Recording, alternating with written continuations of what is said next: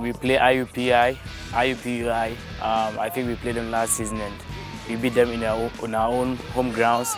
So we hope that since we beat them last season, they are going to come in very hard because they want a revenge. So we also went to Alabama to play UAB and Jacksonville, and UAB is like a top 25 school, and we try to tie them. So it has boosted our confidence that we are now doing well, and we want to keep up because we've had 3 shutouts now in a row, and the defenders are pumped up now, and all the strikers and the midfielders are getting ready to go.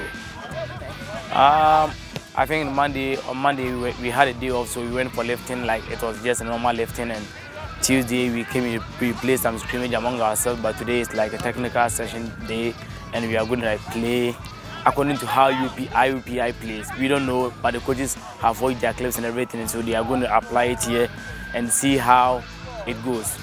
But anything that the coaches are planning for us to do, we are willing and hoping, and we are ready to do that.